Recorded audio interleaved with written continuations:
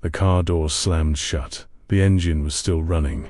Rain hit the windshield hard, blurring the city lights into streaks of gold and red. Inside the car, Adrian Vale realized something was wrong. Very wrong. The two men in the front seat didn't speak, didn't look back, didn't answer his questions. "Where are we going?" Silence. Adrian's jaw tightened. I said, "Where are we going?" The car suddenly turned sharply. Off the main road, into darkness. The city disappeared behind them. Now there were no lights, no buildings, just the sound of rain and the river ahead. Adrian's heart started beating faster. "You don't want to do this," he said. Still calm, still controlled. A man used to power, used to being heard, but this time, no one listened. The car stopped. One of the men stepped out, opened Adrian's door. "Get out." Adrian didn't move. "You're making a mistake." The man grabbed him by the collar, pulled him out into the rain. Cold water soaked through his suit instantly. The river roared nearby, fast, dark, violent. Adrian struggled. "You have no idea who I am." The man looked him straight in the eyes. "We know exactly who you are." And then they threw him into the river.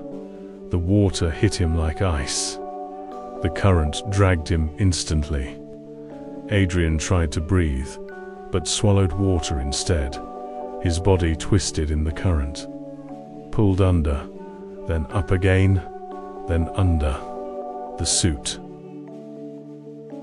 the shoes, everything became weight, dragging him down for the first time in his life. Adrian Vale had no control, no power, no plan, only survival. His hand hit something, rock. He grabbed it, slipped, grabbed again, this time stronger. He pulled himself toward the edge, every muscle burning, every breath painful. Finally, he collapsed onto the muddy riverbank, coughing, gasping, alive, but barely. When Adrian opened his eyes again, he wasn't alone. A shadow stood above him. "Can you hear me?" The voice was soft, careful, not threatening. Adrian blinked slowly. The rain had stopped, but everything still felt cold. A woman stood over him.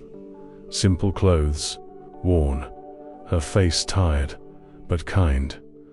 Behind her, small houses climbed the hill, close together, crowded, a favela. Adrian frowned, confused. "Where am I?" The woman hesitated, then said, "You're safe."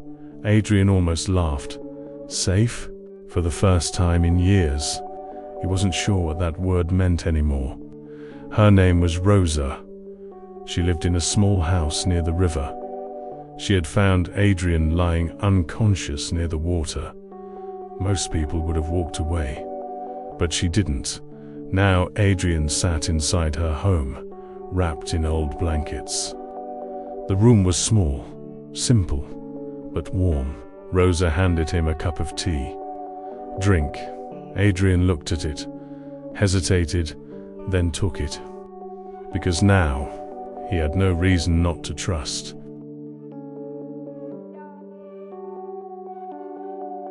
Adrian sat quietly in the small room. The tea was still warm in his hands, steam rising slowly into the air. He hadn't spoken for several minutes. Rosie didn't rush him. She moved calmly around the house, fixing things, organizing like someone used to living without wasting time. "You're not from here," she said finally. Adrian looked up. "No, that's obvious." There was no judgment in her voice, just truth. Adrian glanced around again. The walls, the furniture, the narrow space. A world completely different from the one he came from. "I shouldn't be here," he said. Rosa smiled slightly. "No one ever plans to be." Silence again. Then she asked the question that mattered. "What happened to you?" Adrian hesitated. For the first time in years, he didn't have an answer ready. Hours later, Adrian finally spoke. "My name is Adrian Vale." Rosa stopped what she was doing, turned slowly. "You're joking." Adrian didn't smile. Rosa stared at him. The name meant something. "Even here, even in the favela." "You're the one from the news?" Adrian nodded. "The companies, the buildings, the projects." "Yes." Rosa looked at him differently now. Not with fear, but with recognition. "You don't belong in a river." Adrian gave a dry laugh. "Apparently, I do." That night, Adrian couldn't sleep. The small bed felt unfamiliar. The sounds outside. Voices, distant music, dogs barking. Everything reminded him he was far from his world. But what kept him awake was something else, a memory. The moment before he was thrown into the river. The men. The silence. And one detail that wouldn't leave his mind. They knew his name.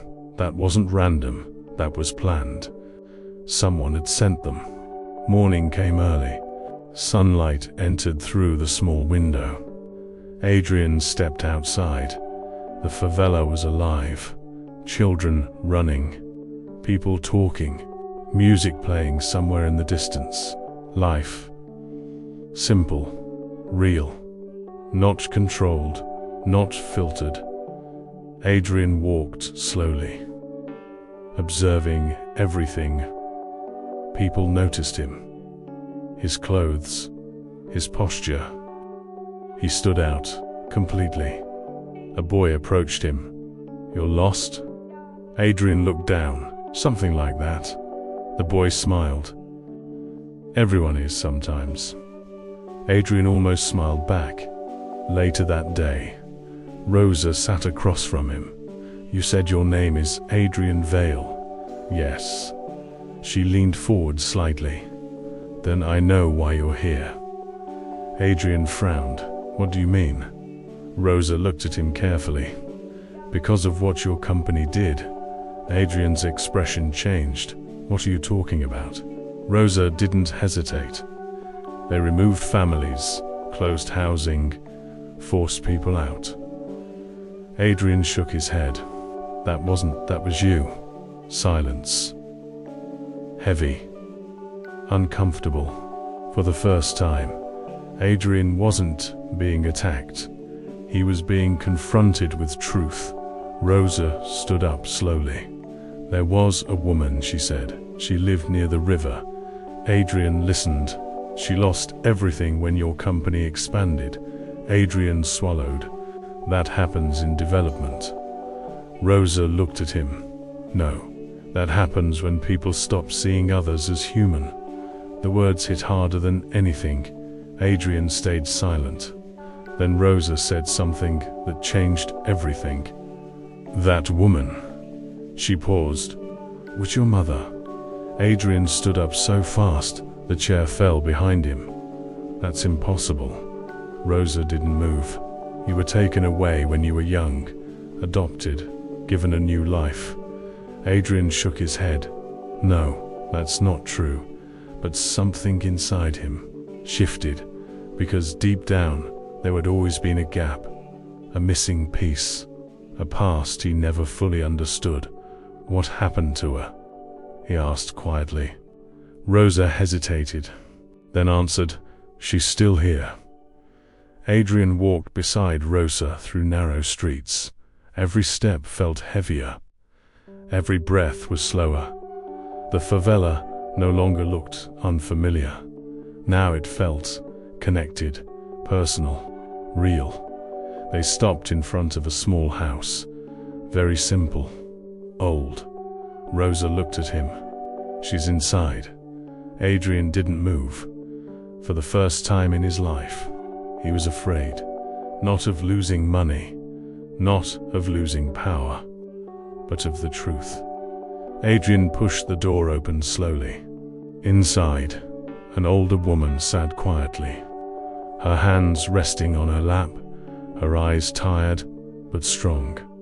She looked up, saw him, and froze for a moment. No one spoke. Then she whispered, "Adrian?" The name hit him like a wave. "How do you know that name?" Tears filled her eyes. "Because I never stopped saying it." Silence. Heavy. Emotional. Real. Adrian's voice trembled for the first time. "Mother?" The room was silent. Adrian stood frozen near the door. The woman in front of him, his mother, was trembling. Not from fear, but from something much deeper. Years. Years of waiting. Years of loss. Years of silence. She slowly stood up, every movement careful, as if she was afraid he might disappear. "Adrian," she whispered again. The name sounded different now. Not like a title, not like power, but like something fragile, something human. Adrian didn't move. His mind was racing. "This doesn't make sense," he said quietly. "I was adopted." His mother nodded slowly. "Yes, they took you." Adrian frowned. "Who?" She looked at Rosa, then back at him. "People with money." Silence. "They said it was for your future." Her voice broke slightly. "They said you would have a better life." Adrian swallowed. "And you just let me go?" The question came out sharper than he intended. Pain disguised as anger. His mother closed her eyes for a moment, then answered, "I didn't let you go, I lost you." Act 1 for the past. He never knew they sat together, close, but still distant, like two lives trying to reconnect. "I searched for you," she said, "for years. I went to offices. I asked people. No one answered." Adrian felt something tighten in his chest, because suddenly his perfect story had cracks. "I grew up in a mansion," he said slowly. "Private schools. Everything." His mother smiled faintly. "I know. You saw me on TV." "Yes." Silence. "I was proud," she added softly. That broke something inside him. Because she wasn't angry. She wasn't bitter. She was proud. Even after everything. Act 1-5, the real enemy later that night. Adrian sat alone outside the house. The city lights flickered in the distance. His phone, finally working again, buzzed in his hand. Dozens of missed calls, messages, urgent notifications. Marcus, his lawyer, board members. But one message stood out. Unknown number. "You were not supposed to survive." Adrian's blood ran cold. Then another message. "You should have stayed in the river." Adrian stood up slowly. Now it was clear. This wasn't random. This wasn't a mistake. This was an attempt, a planned one. Someone wanted him dead. Act 1-6, the betrayal the next morning. Marcus arrived in the favela. His car looked completely out of place. Clean, expensive, sharp. Marcus stepped out, scanning everything. When he saw Adrian, relief hit his face. "You're alive." Adrian nodded, barely. Marcus stepped closer. "We need to leave, now." Adrian didn't move, not yet. Marcus frowned. "Adrian, this is serious." "I know." Adrian looked at him carefully. "Who knew where I was that night?" Marcus hesitated. "Only a few people." "Name them." Marcus listed them. Board members, executives, assistants, people Adrian trusted, people who had access. Then Adrian asked the question that changed everything. "And you?" Marcus froze. "What?" "You knew too." Silence. Heavy. Dangerous. Marcus's expression changed slightly. "But enough." Act 17. The truth unfolds. Adrian stepped closer. "You were there from the beginning." Marcus shook his head. "No, you handled my security, my schedule, my routes. Marcus's breathing changed. You think I would? I think you had access. Silence. Then Marcus smiled. Not the same smile as before. Colder. More honest. You weren't supposed to figure it out. Adrian's heart slowed. Not faster. Slower. Because now, everything made sense.